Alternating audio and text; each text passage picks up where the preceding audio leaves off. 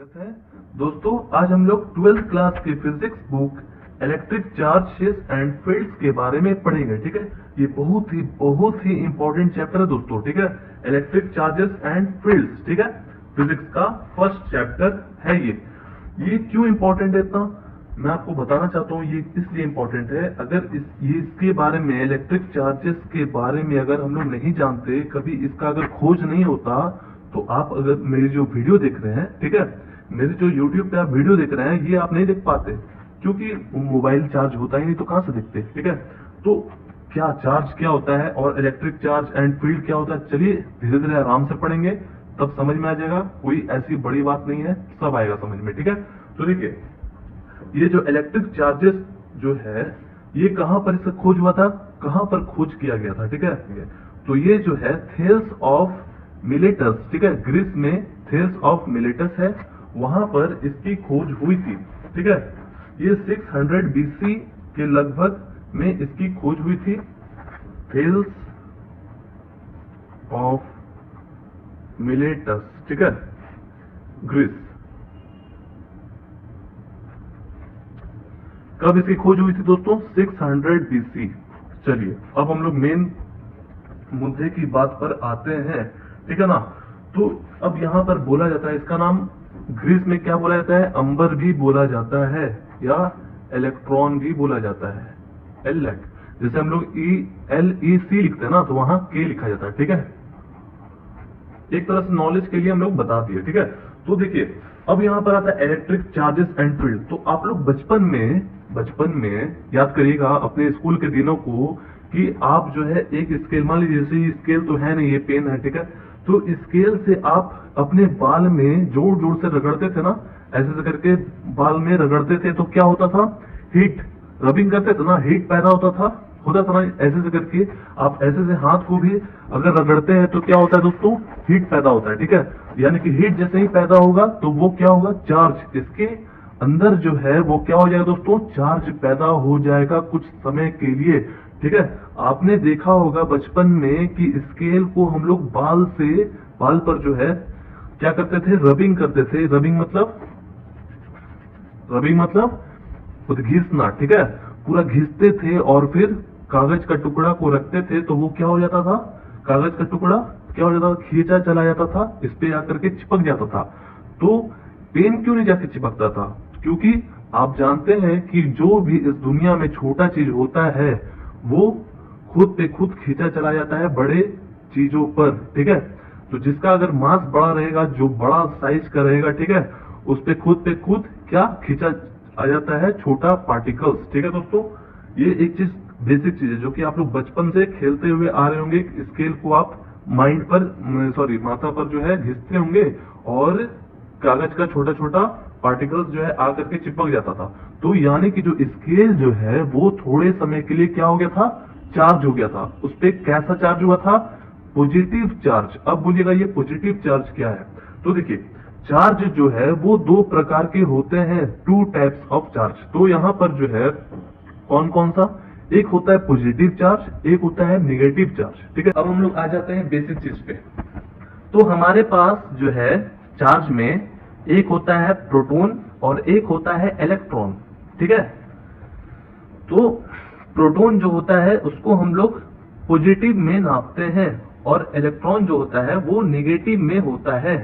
ठीक है, अगर हम लोग जो है प्रोटॉन को अगर हम लोग टच करवाते हैं, ठीक है, अगर इसको भी चार्ज कर दिए, इसको भी चार्ज कर दिए, सपोज दैट, ध्यान से सुनिएगा दोस्तों बात को, अगर हम छोटा सा बॉल है, ठीक है, हमारे पास मेटल का है या थर्मोकॉल का बॉल है, ठीक है, सपोज दैट, उसको हम क्या कर दिए, घिस के चार्ज कर दिए, वो पॉजिटिव चार्ज हो गया। ठीक है ना, ये जो प्रोटॉन है यानी कि वो जो है क्या हो गया, पॉजिटिव चार्ज हो गया दोस्तों।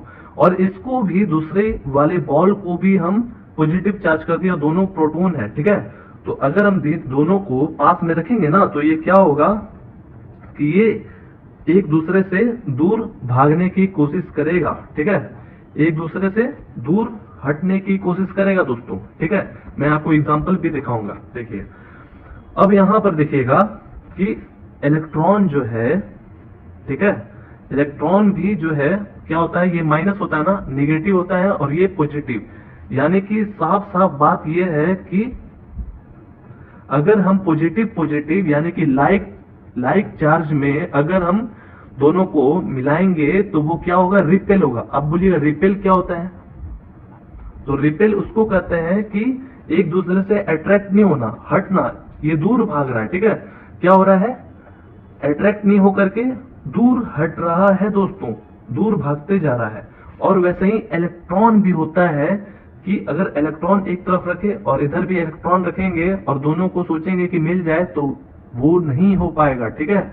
वो क्या होगा? ये भी रिपेल होगा, ठीक है, एक दूसरे से दूर भागने की कोशिश करेगा। आपको मैं एग्जांपल दिखाऊंगा, ठीक है।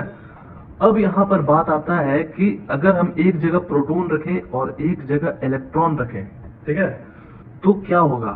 तो इसमें जो है पॉजिटिव है और इसमें नेगेटिव, ठीक है। तो ये जो है एक दूसरे के पास आ जाएगा फट से, ठीक है। अगर इसके बीच का जो डिस्टेंस है दोस्तों, ध्यान से सुनिएगा, कम रहेगा, एकदम कम, जितना पास रखेंगे, जैसे स्केल को हम लोग क्या करते थे, बाल में घिस करके पेज के पास लाते थे ना, जितना पास लाते थे उतना जल्दी से फटाक से चिपकता था ना दोस्तों। अगर यही दूर रखते तो नहीं हो पाता, क्योंकि उसके पास उतना कांटेक्ट नहीं हो पा रहा है। जो चार्ज का जो है डिस्ट्रीब्यूशन यानी कि बांटने का जो पावर है चार्ज का बीच का डिस्ट्रीब्यूशन, वो कम रहना चाहिए, ठीक है, लेकिन दोनों टच नहीं रहना चाहिए। आर असल में बहुत ही इजी है, आप ध्यान से सुनिएगा। प्रोटॉन और इलेक्ट्रॉन जो होता है वो क्या होगा? अट्रैक्ट हो जाएगा, ठीक है। यानी कि कहने का मतलब यह है कि ये क्या हो जाएगा? अट्रैक्ट। ये रिपेल नहीं करेगा, ये अट्रैक्ट हो जाएगा, यानी कि ये दोनों चिपक जाएगा एक दूसरे से, ठीक है। आ रहा समझ में दोस्तों? अब देखिए, अब आपको क्या करना है, ये तो हम लोग सीख लिए थोड़ा सा, ठीक है ना। जब ये अट्रैक्ट होगा तो इसको हम लोग क्या कहते हैं? अनलाइक चार्ज, ठीक है। कभी भी उसी में हमारा चार्ज जो है, मतलब चार्ज जो है, कभी भी हमारा अट्रैक्ट कब होगा? जब अनलाइक चार्ज होगा, एक तरफ नेगेटिव एक तरफ पॉजिटिव, ठीक है ना, है ना, देख रहे हैं ना आगे समझ में। चलिए और आगे हम लोग सीखते हैं अच्छे से। अब देखिए दोस्तों, अब हम लोग इलेक्ट्रोस्टैटिक फोर्स के बारे में पढ़ेंगे।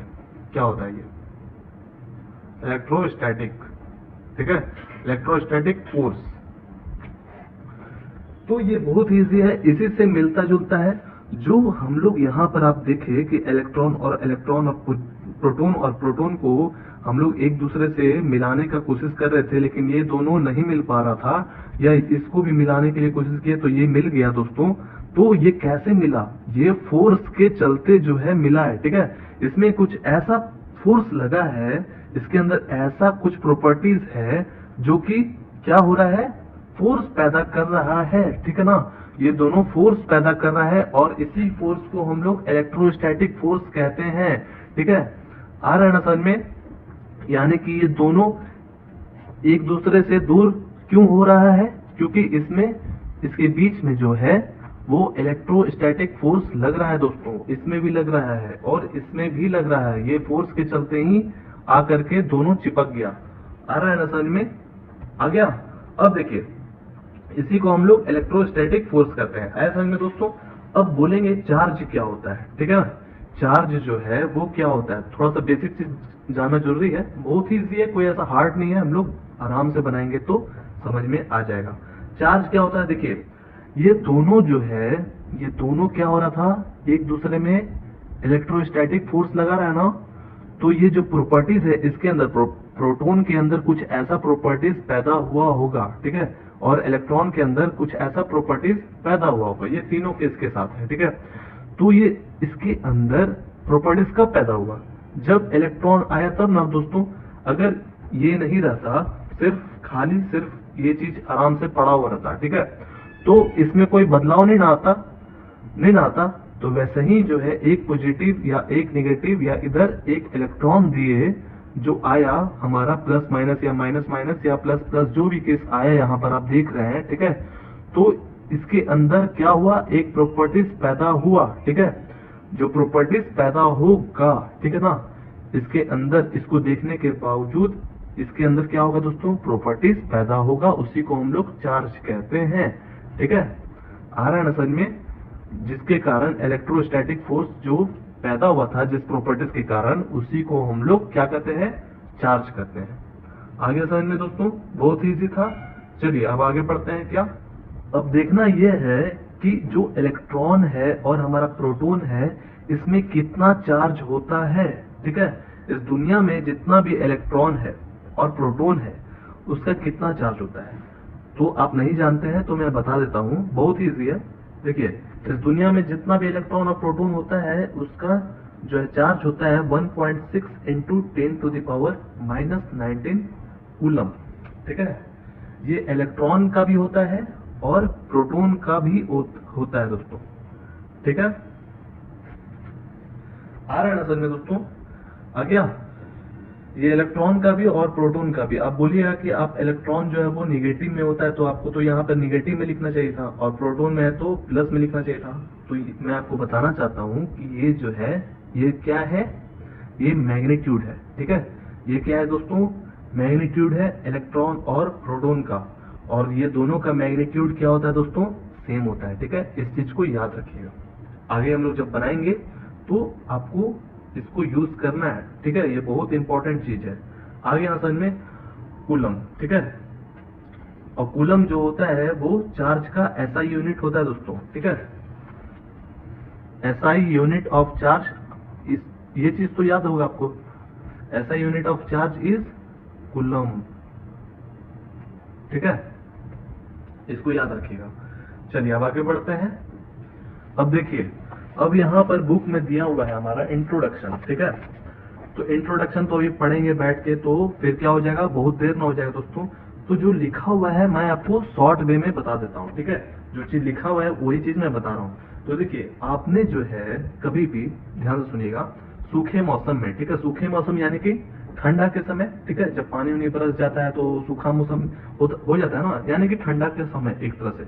तो हम सभी को हमारे सिंथेटिक कपड़ों में, ठीक है, सिंथेटिक कपड़े जानते हैं ना दोस्तों, सिंथेटिक कपड़ों या स्वेटर में कभी ना कभी स्पार्क देखने के लिए मिलता है। ठीक है, स्पार्क मतलब समझ में आ रहा है आप लोगों को, एक तरह से चटाक टाइप का, चट चट टाइप का लगता है कि अरे ये तो लाइटर से, जैसे लाइटर को कहते हैं ना, है तो स्पार्क पैदा होता है ना, जो कि गैस चूल्हा जो है हमारा जलता है।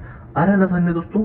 तो आप कभी देखिएगा, या मच्छरदानी जो होता है घर में जो हम लोग लगाते हैं, तो उस पे आप अपने नाखून से कभी रात में करके देखिएगा, तो क्या होगा ना, सिंथेटिक का अगर रहेगा तो उसका बात कर रहे हैं। ठीक है, तो आप देखिएगा कि क्या होगा, उससे एक तरह से स्पार्क निकलेगा। ठीक है, आपको लगेगा कि अरे ये क्या था। ठीक है, ये सब चीज मिलता है। ठीक है, ज्यादातर सूखा मौसम में देखने के लिए मिलता है दोस्तों, और ये सब लंबी लंबी साड़ियों में भी देखने के लिए मिलता है। ठीक है, ये ज्यादातर क्या होता है, ऊनी कपड़े, जो ऊन का कपड़ा होता है, रेशम का कपड़ा, नायलॉन का कपड़ा, सिंथेटिक कपड़ा, ये सब चीज में ज्यादा ये सब चीज देखने को लिए मिलता है। ठीक है, तो क्या कह रहा है कि इलेक्ट्रिक चार्जेस का आपने कभी एग्जाम्पल देखा होगा। ठीक है, जैसे अभी बारिश का समय है ना, ठीक है, तो आप देखे होंगे आंधी तूफान बहुत चलता है, तो आसमान में क्या देखते हैं आप, बिजली कड़कता है ना, तो एक तरह का ये सॉलिड एग्जाम्पल है। ठीक है,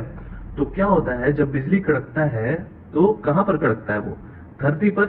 धरती पर कड़कते हुए कहाँ पे चल जाता है वो, मिट्टी के द्वारा अर्थ के अंदर चला जाता है। ठीक है, आ रहा है समझ में, वो एक तरह का इलेक्ट्रिक चार्जेस होता है दोस्तों। ठीक है, ऐसा समझ में आ गया ना। अब चलिए आगे बढ़ते हैं, हम लोग इलेक्ट्रिक चार्ज को अच्छे से पढ़ लेते हैं। ठीक है, तो ये चीज तो हम लोग आपको बता दिए थे, 600 BC में इसका जो है आविष्कार हुआ था। ठीक है, और ये जो है थेल्स ऑफ मिलेटस ग्रीस में हुआ था। ठीक है, सबसे ज्यादा ये ऊल के कपड़े और सिल्क के कपड़े में देखने के लिए मिलता है। ठीक है, आ रहा है ना सर में, ये सब चीज तो बता दिया था मैंने। तो चलिए, बहुत इलेक्ट्रिक चार्ज के बारे में मैं तो शुरू में ही डिस्कशन कर दिया हूँ। अब इसका जो है थोड़ा सा लिख देता हूँ इसके बारे में कि क्या होता है, थोड़ा कॉपी में लिख देता हूँ। ठीक है ना,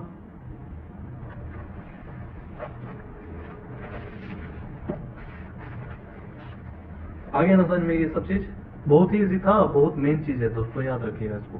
ठीक है,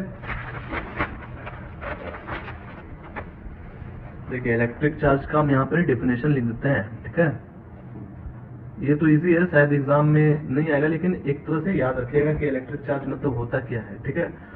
तो वैसा प्रॉपर्टी, द प्रॉपर्टी, ठीक है, द प्रॉपर्टी ऑफ प्रोटॉन, जो भी हम लोग पढ़े ना, प्रोटॉन एंड इलेक्ट्रॉन, ठीक है, एंड एन इलेक्ट्रॉन, ठीक है, विच गिव्स, इस चीज को याद रखिएगा,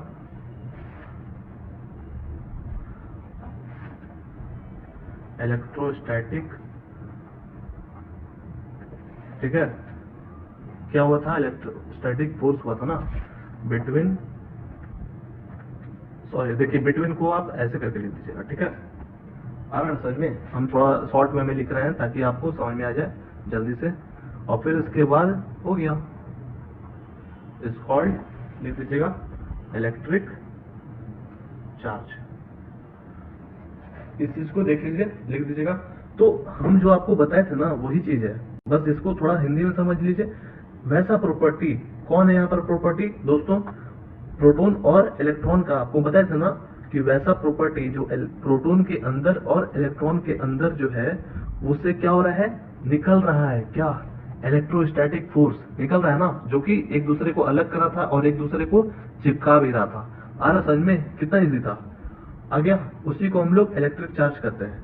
अब बात ये आता है कि चार्ज किसको कहते हैं, चार्ज भी लिख लीजिए और बताइएगा हमको जरूर कि इस टाइप से जो पढ़ा रहे हैं ठीक पढ़ा रहे हैं कि नहीं, क्योंकि आपका फीडबैक मिलेगा तभी ना हम थोड़ा सा अच्छा सा सर्विस दे पाएंगे, ठीक है। तो चार्ज क्या होता है, ये भी बहुत इजी है, इट इज द प्रॉपर्टी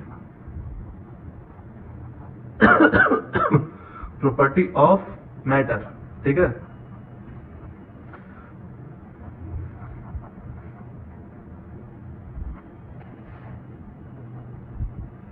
बता रहे इसका मतलब, पहले लिख लेते हैं, ठीक है, एक्सर्ट करता है जो,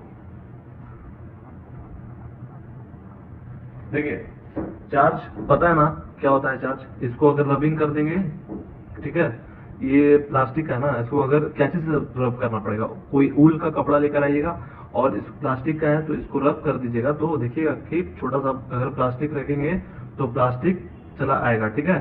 तो अभी हम बताने वाले चार्ज कैसा कैसा होता है, जैसे हम लोग यहाँ पर इस तरफ भी होता है चार्ज और उस तरफ भी होता है चार्ज, अभी आपको समझ में आएगा अच्छे से, ठीक है।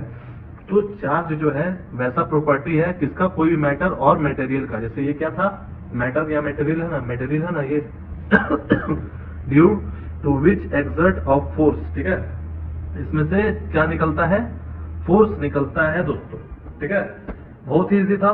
चलिए अब आगे बढ़ते हैं हम लोग। अब चलिए दोस्तों हम लोग जो है डायग्राम बनाएंगे तब अच्छे से समझ में आएगा।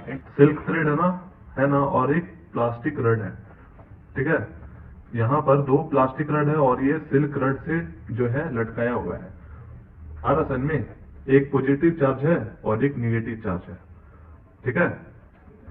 तो इसके कहने का मतलब ये होता है कि अगर पॉजिटिव चार्ज रहेगा, वही चीज जो आपको बताए हैं वही चीज है, ठीक है, कोई एक्स्ट्रा नहीं है ज्यादा, जो मेन चीज है वही आपको हम समझा देंगे, वही चीज है। देखिए अगर ये पॉजिटिव चार्ज है और ये नेगेटिव चार्ज है तो आप लोग जानते हैं कि ये दोनों क्या करेगा, अट्रैक्ट करेगा, ठीक है। अगर ये जो चीज आपको एग्जांपल दिखाते हैं, देखिएगा बना करके, पहले ये चीज देख लीजिए, अगर ये नेगेटिव चार्ज है, ये भी नेगेटिव चार्ज है, अगर सपोज दैट, तो ये क्या होगा, एक दूसरे से रिपेल होगा, ठीक है, दोनों जो है ना अलग अलग भागने की कोशिश करेगा, और इसके साथ भी सेम ही है क्योंकि पॉजिटिव चार्ज है ये और ये भी पॉजिटिव चार्ज है। और नेक्स्ट इसी के बाद जो है क्या है कि कंडक्टर है, ठीक है, बहुत सारे एग्जांपल दिया हुआ, जो मेन चीज है वही चीज बताएंगे दोस्तों, और एग्जाम में जो है आपका एग्जाम्पल से क्वेश्चन आएगा, ठीक है ना, आप देख लीजिए एग्जाम्पल यहाँ पर है ना, इस टाइप का क्वेश्चन, इसी टाइप का क्वेश्चन आएगा, तो हम लोग इसी टाइप से पढ़ेंगे, और जो बेसिक चीज है वो पढ़ना तो जरूरी ना, आप लोग जानते ना है। तो अब यहाँ पर बात आता है कंडक्टर एंड इंसुलेटर का, ठीक है, तो आप लोग तो जानते होंगे कंडक्टर मतलब क्या होता है और इंसुलेटर मतलब भी क्या होता है, ठीक है। तो कंडक्टर मतलब वो चीज होता है, आपको कॉपी में दिखा रहे हैं अच्छे से, कंडक्टर उसको कहते हैं कि हमारा जो करंट है, इलेक्ट्रिक जो है, इलेक्ट्रॉन जो है, चार्ज जो है, वो आसानी से क्या हो जाए, पार कर जाए, ठीक है। आ रहा समझ में, कंडक्टर, बात आता है कंडक्टर का। तो कंडक्टर आप जानते होंगे कि जैसे कि गोल्ड हो गया, सिल्वर, अल्यूमिनियम, कॉपर, जिससे तार तार जो है वो क्या होता है ना कंडक्टर, जिससे इलेक्ट्रॉन जो है आसानी से पार कर जाए, ठीक है, आसानी से पार कर जाए, ठीक है। आ रहा समझ में दोस्तों? वैसा सब्सटेंस मतलब जैसे कि अभी बताए ना, अल्यूमिनियम, कॉपर, गोल्ड, ठीक है, होता है ना तार, देखे है ना, कॉपर का तार होता है ना, अल्यूमिनियम का बहुत जगह यूज किया जाता है। हाँ, गोल्ड का तार यूज नहीं किया जाता है, इसलिए आप लोग देखे होंगे कॉपर और अल्यूमिनियम का तार, ठीक है ना। तो यहाँ पर जैसे कि उसमें क्या होता है ना, बहुत ही लो रेजिस्टेंस होता है। रेजिस्टेंस किसको कहते हैं पता है ना आपको? इसको कहते हैं रेजिस्टेंस, ठीक है। आ रहा समझ में? इसको कहते हैं रेजिस्टेंस। तो आया समझ में? जिसमें लो, ठीक है, लो इलेक्ट्रिक रेजिस्टेंस रहेगा, ठीक है, उसी को हम लोग क्या कहते हैं? कंडक्टर कहते हैं, जो आसानी से करंट दिए तो पार कर जाए, ठीक है। जैसे हम लोग भी क्या है? गुड कंडक्टर ऑफ इलेक्ट्रिसिटी है ना, ठीक है। आगे समझ में? तो उसी को हम लोग कंडक्टर कहते हैं कि जैसे कि हम लोग अगर तार को छुएंगे तो हम लोग को भी, कोई आदमी अगर छुएगा तो उसको भी क्या लगेगा? बिजली लगेगा ना। जैसे एक फिल्म देखे ना, हंगामा फिल्म, तो उसमें अंतिम में दिखाता है कि एक को छूता है दूसरा आदमी, दूसरा को तीसरा छूता है, तो तीनों चार जितना भी है 10-12 आदमी वो एक दूसरे से क्या होता है? चिपक जाता है, ठीक है। सबको जो है शॉक, इलेक्ट्रिक शॉक मार देता है, देखे है ना। थोड़ा कॉमेडी है, ठीक है। तो कहने का मतलब क्या है? कंडक्टर किसको कहते हैं? जिसमें लो इलेक्ट्रिक रेजिस्टेंस रहे, उसको हम लोग कंडक्टर कहते हैं। तो कंडक्टर को कैसे डिफाइन करिएगा? जैसे दो substance which have very low क्या? इलेक्ट्रिक रेजिस्टेंस, ठीक है, आर कॉल्ड। कोई पूछेगा तो आप तो आसानी से बता दीजिएगा ना, आप तो याद करने का, जैसे बहुत लोग रटते रहते हैं, दो substance which have very low electric resistance R called, तो कुछ समझ में नहीं आता उनको, ठीक है। लेकिन आप लोग ऐसे पढ़िएगा तो अच्छे से समझ में आ जाएगा दोस्तों। तो ऐसा पढ़ने का क्या फायदा, जो रटंतु विद्या हो, ठीक है। इस कॉल्ड उसको क्या कहते हैं दोस्तों? कंडक्टर्स, ठीक है। इसका मेन चीज क्या था दोस्तों? इसका मेन चीज था लो इलेक्ट्रिक रेजिस्टेंस। वैसा सब्सटेंस, वैसा अल्यूमिनियम, वैसा कॉपर, ठीक है, जिसका लो इलेक्ट्रिक रेजिस्टेंस रहेगा, उसको कहते हैं हम लोग क्या? कंडक्टर। अब वैसे ही इंसुलेटर आता है, ठीक है, जिसमें हाई इलेक्ट्रिक रेजिस्टेंस रहता है, जिसमें बहुत सारा रेजिस्टेंस रहेगा, ठीक है। इलेक्ट्रिक अगर देंगे, ठीक है ना, इलेक्ट्रिक का तार लगाएंगे उसमें, जैसे प्लास्टिक हो गया, रबड़ लगाएंगे, तो क्या होगा ना, यहाँ पर रुक करके बढ़ेगा ही नहीं, आगे बढ़ने ही नहीं देगा। ये रेजिस्टेंस जो है वो क्या होगा? बढ़ने देगा ही नहीं, ठीक है। वो यहीं पर ब्रेक कर देगा, इसको आगे बढ़ने नहीं देगा दोस्तों। आ रहा है ना समझ में? ये चीज था। तो हम लोग इसी का जस्ट उल्टा होता है, क्या क्या होता है? इंसुलेटर होता है, ठीक है। तो पहले हम लोग कंडक्टर के बारे में अच्छे से पढ़ लेते हैं। आप एक जगह कॉपी में लिख लीजिएगा ताकि आपको अच्छे से समझ में आए, ठीक है। जैसे हम आपको बता दिया ना लो, तो वहां पर क्या होगा? हाई इलेक्ट्रिक रेजिस्टेंस, ठीक है। तो इसका जो है और भी है, they conduct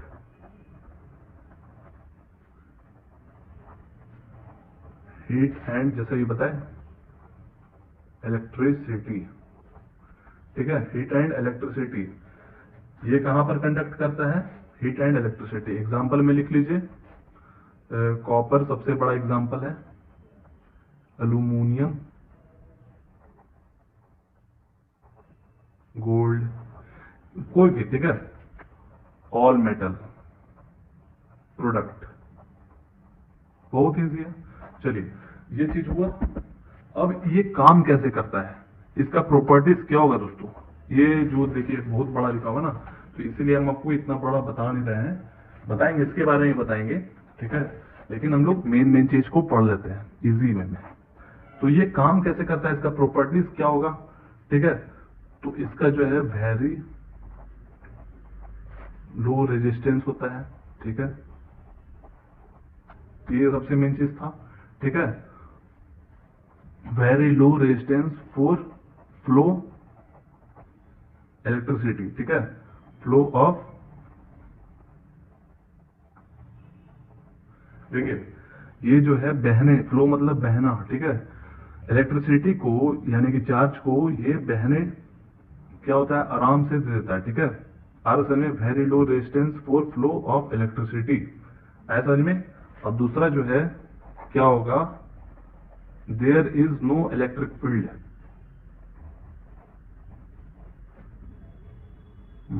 field inside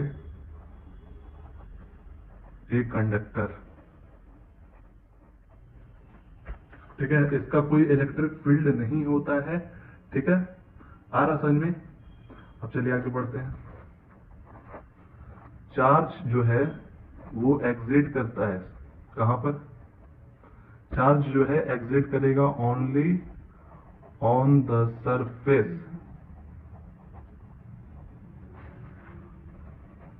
of a conductor, ठीक है। चार्ज जो है वो कहां पर करेगा एग्जिट, कोई भी सरफेस ऑफ कंडक्टर, ठीक है ना। कंडक्टर पता है ना किसको कहते हैं, ये सब चीज को, उसमें चार्ज जो है क्या हो जाता है, एग्जिट करता है, यानी कि यहां से भेजेंगे चार्ज को, तो अगर इसके बीच में कोई कंडक्टर है तो पार करा देगा, एग्जिट हो जाएगा, ठीक है। आ रहा ना समझ में। और कहते हैं, चलिए एक और लिख लेते हैं। ऑल पॉइंट्स, इसका जितना भी पॉइंट्स है, यानी कि पॉइंट्स होता है ना अल्युमिनियम के तार के बीचों बीच पॉइंट कहीं भी होता है, all points of a conductor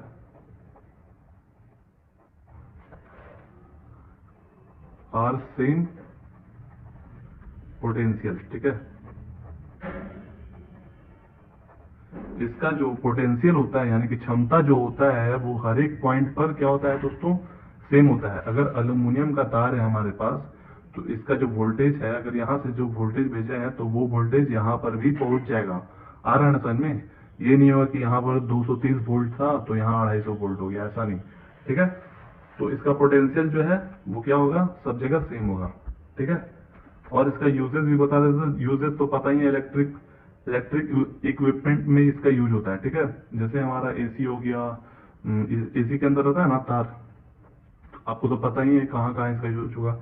users में लिख दीजिए, कोई भी इलेक्ट्रिक चीज में यूज होता है इसका, इलेक्ट्रिकल अप्लायंसेस, ठीक है। पता है ना, बहुत सारा होता है, वॉशिंग मशीन, फैन, बहुत चीज होता है, सब में लिख दीजिएगा। चलिए आगे बढ़ते हैं। इंसुलेटर में इसी का जस्ट ऑपोजिट होता है दोस्तों, इसी का जस्ट ऑपोजिट, ठीक है। जल्दी से पढ़ देते हैं। इंसुलेटर, तो इंसुलेटर में जो है, इंसुलेटर उसको कहते हैं, देखिए, जिसमें जो है अगर हम लोग इलेक्ट्रिक चार्ज जो अप्लाई किए तो ये चीज को बढ़ने नहीं दे रहा है, ठीक है। ये चीज को बढ़ने नहीं दे रहा है, यहीं पर आकर के रोक दिया, जो कि अभी थोड़ा देर पहले बताया, ठीक है। जिससे हमारा इलेक्ट्रिक करंट जो है वो एग्जिट ना कर पाए, ठीक है। यहाँ पर लगाए तो यहीं पर रह गया। जैसे कि कपड़ा, वुलन कपड़ा होता है ना, या कोई भी कपड़ा, तो कपड़ा जो है अगर आप कपड़ा को तार से छुएगा तो क्या होगा, आपको करंट ही ना मारेगा, ठीक है। या प्लास्टिक को अगर पकड़े हुए हैं, ये मान लीजिए प्लास्टिक है, ये कितना भी अगर हजारों वोल्ट के तार पे भी हम लोग इसको ऐसे करके रखेंगे तो हम लोग को करंट नहीं मारेगा दोस्तों, ठीक है। क्योंकि इसका जो इसके अंदर जो रेजिस्टेंस है, ठीक है, प्लास्टिक का बॉडी जो है इसके अंदर जो रेजिस्टेंस है वो करंट को एग्जिट होने नहीं दे रहा है, ठीक है। ये बढ़ने नहीं दे रहा, रेजिस्टेंस जो है यहीं पर इसको रोक दे रहा है, ठीक है। आ रहा है ना समझ में। चलिए, इसमें बहुत ज्यादा रेजिस्टेंस है, इसलिए ये जो है क्या है, इंसुलेटर है, ठीक है। इसमें ज्यादा रेजिस्टेंस होता है, इसलिए हम इसको क्या कहते हैं, इलेक्ट्रिक, फिर से देखिए, इसमें जो है ज्यादा इलेक्ट्रिक रेजिस्टेंस होता है, बहुत ज्यादा, ठीक है ना। और ये इलेक्ट्रिक चार्ज को एक दूसरे से दूसरे जगह तक नहीं पहुंचा पाता है, ठीक है। इसलिए इसको इंसुलेटर कहते हैं।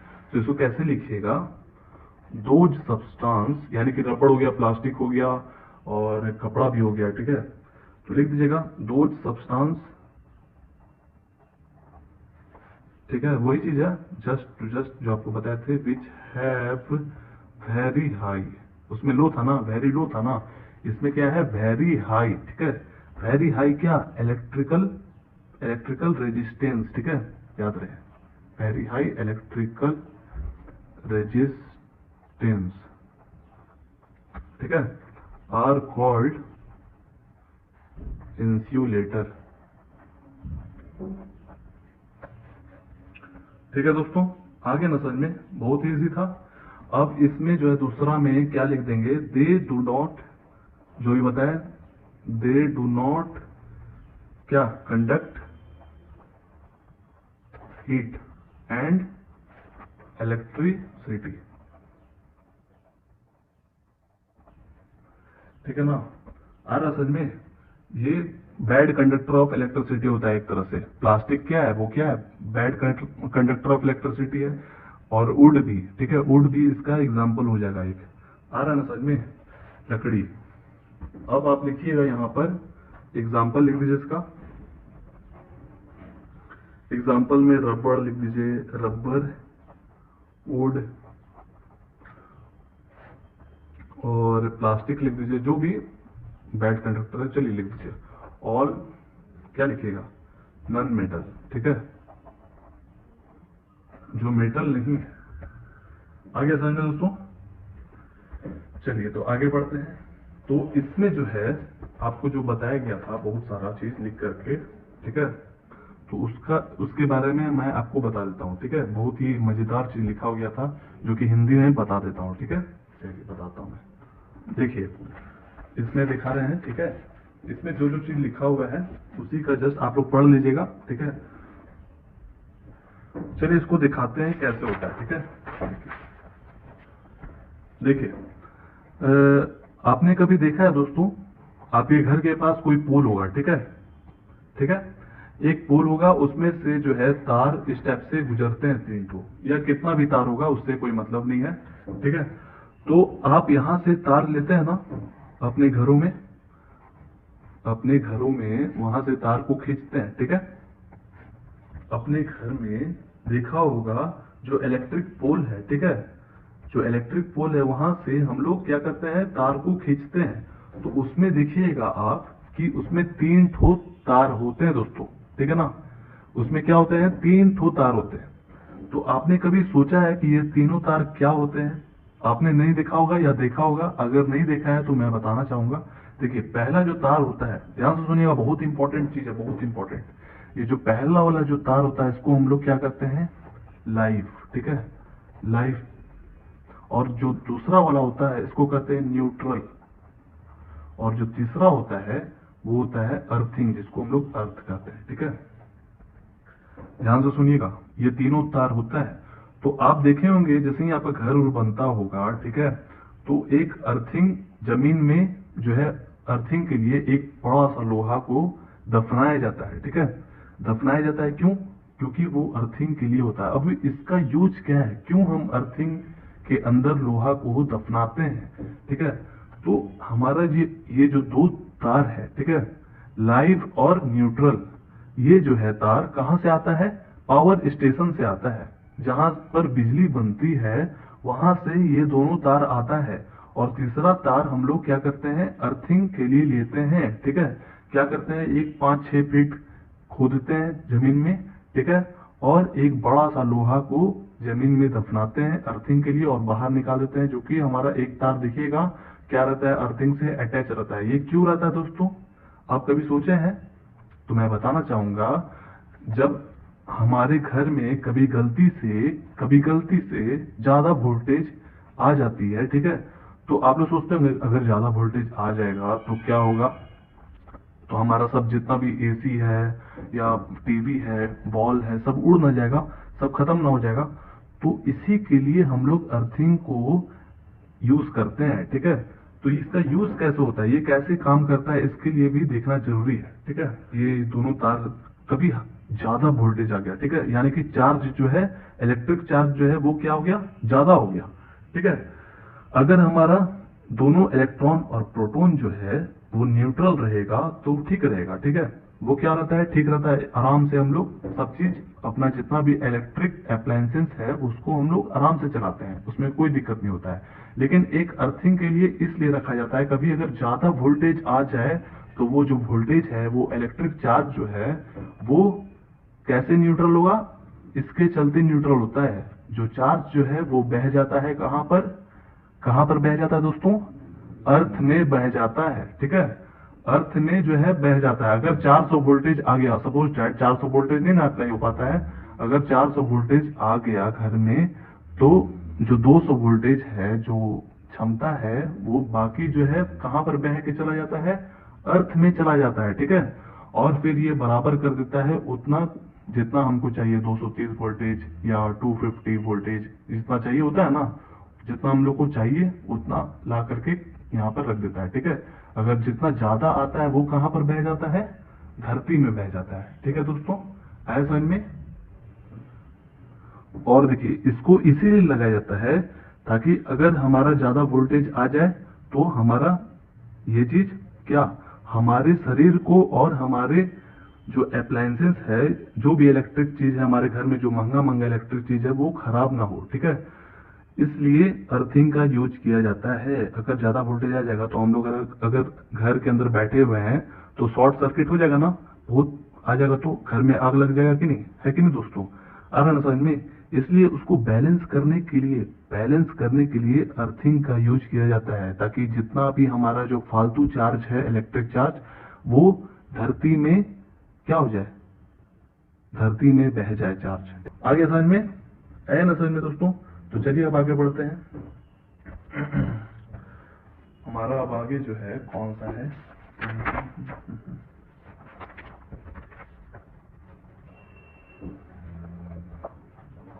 देखिए यहां तक हम लोग पढ़ लेते ना। और ये भी बताना चाहेंगे कि हम लोग इसके पहले ही बता चुके हैं कि हमारा जो शरीर जो है वो भी क्या है दोस्तों, गुड कंडक्टर ऑफ इलेक्ट्रिसिटी है, ठीक है। ये थोड़ा यहाँ देखिए लिखा हुआ ना, ये हमारा जो शरीर है, जो ह्यूमन बॉडी का जो शरीर है, वो भी गुड कंडक्टर ऑफ इलेक्ट्रिसिटी है, ठीक है, कंडक्टर ऑफ इलेक्ट्रिसिटी।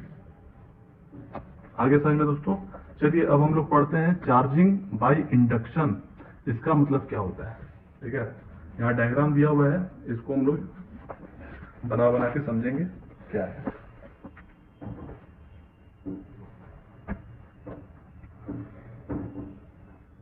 देखिए अब यहां पर दिया हुआ है चार्जिंग बाय इंडक्शन, ठीक है। इसका कहने का मतलब क्या हो रहा है, बोल रहा है चार्जिंग करिए, ठीक है, किसका यूज करके, इंडक्शन का यूज करके। अब बात यह आता है कि इंडक्शन मतलब होता क्या है, ठीक है। देखिए इंडक्शन का मतलब होता है असर, ठीक है, क्या असर। तो जैसे कि मैं बताना चाहूंगा, दो ठो अगर बॉडी है, ठीक है, दो ठो हमारे पास बॉडी है, तो एक को हम क्या कर दिए कि उसको रबिंग करके चार्ज कर दिया, ठीक है, रबिंग करके हम लोग इसको चार्ज किए और ये जो है चार्ज हो गया, और ये खाली आराम से बैठा हुआ था, और जो कि इसके पास अगर क्या कर रहे हैं, इसके पास लेकर के आए तो ये जो है ऑटोमेटिक क्या हो गया दोस्तों, चार्ज हो गया, ठीक है। ये अगर सपोज डेट मान के चलिए यहाँ पर माइनस था, ठीक है, और यहाँ पर प्लस था, और इसको जब चार्ज किए तो ये क्या हो गया, प्लस में था, ठीक है। तो यहाँ पर जैसे ही इसके पास लेकर के आए, जो प्लस था वो चला गया यहाँ पर, और जो माइनस था वो चला गया यहाँ पर, ठीक है ना। आ रहा समझ में। ये चार्ज नहीं था, हम सिर्फ एक को चार्ज किए थे, और जैसे ही इसके पास लेकर के आए, इसके पास जैसे ही लेकर के आए तो वो क्या हो गया दोस्तों, ऑटोमेटिक चार्ज हो गया। तो ऐसे ही जो है चार्ज होता है। अब देखिए हम आपको अच्छे से समझा रहे हैं, यहाँ तक समझ में आया ना। देखिए अब देखिए दोस्तों, यहाँ पर इसको जैसे ही इसके पास लेकर के आए थे तो ये क्या हो गया था, आपको पता है ना कि इसमें चार्ज जो है क्या हो गया, डिस्ट्रीब्यूट हो गया, ठीक है, दोनों में आदान प्रदान हो रहा है चार्ज का, ठीक है। जितना चार्ज इसके पास है उतना ही चार्ज इसके पास भी चला जाएगा, अगर इसको पास लेकर के बहुत करीब लेकर के आते हैं तो, ठीक है। आ रहा है ना समझ में, आगे समझ में। चलिए एक चीज को ले लेते हैं, यहाँ पर एक और एग्जांपल लेते हैं।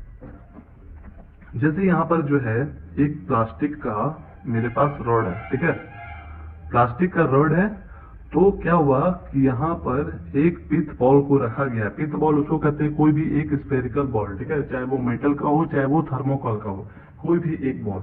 तो वो बॉल जो है यहाँ पर रखा हुआ है, ठीक है। इसको हम लोग क्या किए, ये चार्ज नहीं था, यहाँ पे बोला जा रहा है ना चार्जिंग बाय इंडक्शन, तो ये चार्ज नहीं था। तो हम क्या हुआ कि इसको खूब चार्ज किए ऊल के कपड़े से, ठीक है, ऊन के, ऊल बोलिए चाहे ऊन बोलिए, बात बराबर है। तो ऊन के कपड़े से इसको हम क्या किए, खूब रफ किए। तो क्या हुआ कि इसके पास जैसे ही लेकर के आते हैं हम, तो ये क्या हो जाता है, चार्ज हो जाता है। तो ये किसके मदद से चार्ज हुआ, ये जो है प्लास्टिक रड की मदद से जो है चार्ज हो गया दोस्तों। तो इसी को हम लोग क्या कहते हैं, चार्जिंग बाय इंडक्शन, ठीक है ना। आगे समझ में दोस्तों, चलिए इसका हम थोड़ा सा हम लोग लिख लेते हैं इंग्लिश में कि कैसे इसको डिफाइन किया जाएगा। बस यही चीज था, इसका कहने का मतलब यही होता है, ठीक है, कि कोई भी एक बॉडी को चार्ज करिए और उसके पास ले जाइए तो वो जो है चार्ज हो जाएगा, ठीक है। चलिए आगे बढ़ते हैं, थोड़ा सा और डिटेल में हम इसको पढ़ेंगे।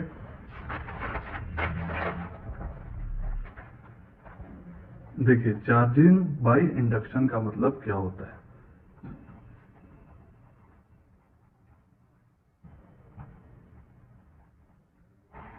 ठीक है, तो इसका मतलब होता है, इसको लिख दीजिएगा, इसे डिफाइन करिएगा। इंडक्शन इज द प्रोसेस, ऐसा प्रोसेस है बाय विच ए बॉडी, कोई भी body, bye which a body acquires a charge. बता रहा हूं मैं, इसका पूरा अच्छे से पहले लिख लेता हूं। Of opposite sign without losing, ठीक है, without losing any of its own charge when another charged, ठीक है, another charged body is brought very, अब देखिए ये थोड़ा बड़ा लेकिन कोई ऐसा जान नहीं है, ठीक है, बहुत ही इजी है। very close charged body is brought, ठीक है, very close to it। देखिए इसका कहने का, induction is the process by which a body acquires a charge of opposite sign, ठीक है। जो हमारा जो बॉडी था, ठीक है, दो बॉडी था ना दोस्तों, ठीक है, तो एक के पास बिना चार्ज था, कोई उसके पास चार्ज था ही नहीं, ठीक है ना, तो वो तो लॉस तो करेगा ही नहीं ना करेगा। तो उसका जो ऑपोजिट साइन रहेगा, जैसे यहाँ पर प्लस रहेगा और यहाँ पर माइनस रहेगा, तभी ना दोनों क्या होगा, दोनों डिस्ट्रीब्यूट करेगा चार्ज को। आ रहा है समझ में। जब यहाँ पर जो हम इस प्लास्टिक रड को रबिंग किए थे, तो ये क्या हो गया था, इसके अंदर पॉजिटिव प्रोटॉन आ गया था, और ये जो हमारा शांति से था इसमें कुछ था ही नहीं। तो जैसे ही इसके पास लेकर के गए उस बॉडी के पास, तो उसमें ऑटोमेटिक क्या हो गया, क्या बदलाव आया, जो हमारा चार्ज था इधर क्या हो गया, निगेटिव साइन हो गया, इसका जस्ट अपोजिट साइन। तो अपोजिट साइन कौन है दोस्तों, इधर माइनस, ठीक है। तो जब माइनस होगा तो वो क्या होगा, अट्रैक्ट होगा ना।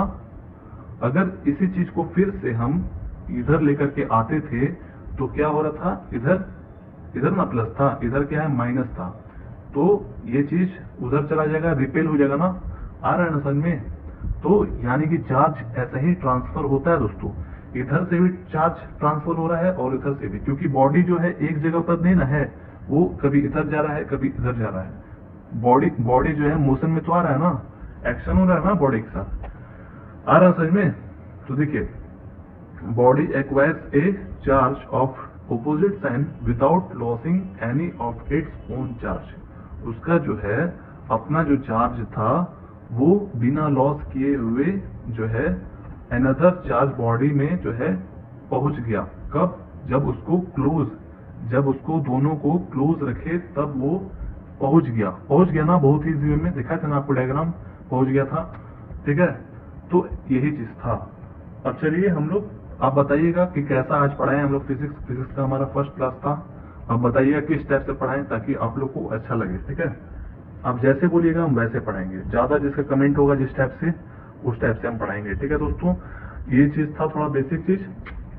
अब थोड़ा बड़ा हो गया ना वीडियो, इसलिए अब हम लोग न्यूमेरिकल, हम देखिए मैं इस टाइप से पढ़ाना चाहता हूँ क्योंकि एग्जाम में जो भी चीज आएगा उसके हिसाब से मैं पढ़ाना चाहता हूँ, और हमारे पास नॉलेज भी होना चाहिए, ये नहीं कि सिर्फ ऐसा ही पढ़ लिए, ठीक है। आप बताइएगा कि सिर्फ हम लोग एक्सरसाइज को पढ़ें या टोटल पढ़ें, टोटल फिजिक्स को पढ़ें, ठीक है। आप जरूर बताइएगा।